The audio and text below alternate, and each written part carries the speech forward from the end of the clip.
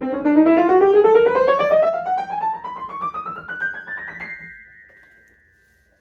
you want to learn how to play chromatic scales really clean, really fast?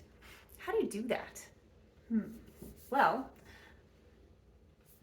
you want to keep your fingers as close to the keys as possible. Just think about it, okay? If you're lifting your fingers up in the air and you've got to go up and down, that's a lot of unnecessary movement. If you're going up high, coming back down low. If you keep your fingers on the keys, in the keys, very close to the keys, then there's less movement required and you can go faster, okay?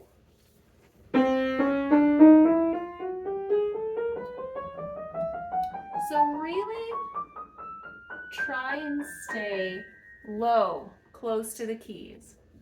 The other thing you want to do is keep this beautiful hand shape, playing on the tips of your fingers and making room for that thumb to come in and out. Okay? So just being cautious that your fingers are shaped like this. So there's room for your thumb to be underneath them, and they can kind of occupy that same space, like all right next to each other. Does that make sense?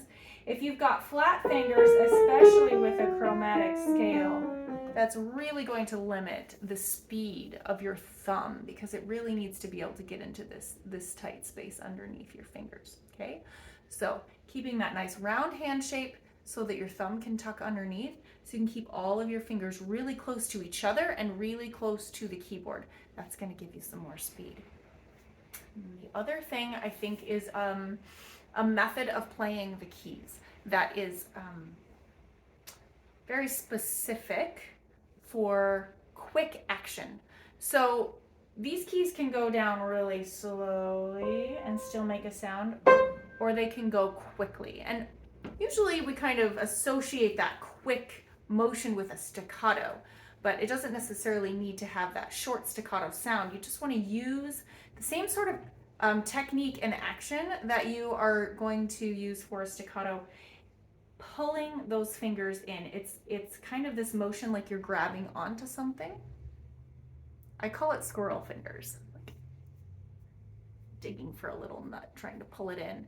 And if you use that while you're playing your scales, kind of pulling each of your fingers in towards a closed fist, that's going to give you just the ability to really like whip through it really fast, like to just kind of pull your fingers through the scale in more of a whole hand motion. So you have the opportunity to move your fingers one at a time individually, a lot of times when you're playing the piano. But if you want to play them really, really quickly, kind of making it more of this like all together movement, more like moving them all together, but just a little bit delayed, one right after the other. That's going to give you some more speed. So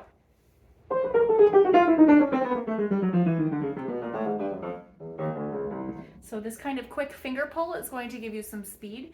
You can't really pull with your thumb, but you can kind of whip it sideways, tuck it in there really quickly.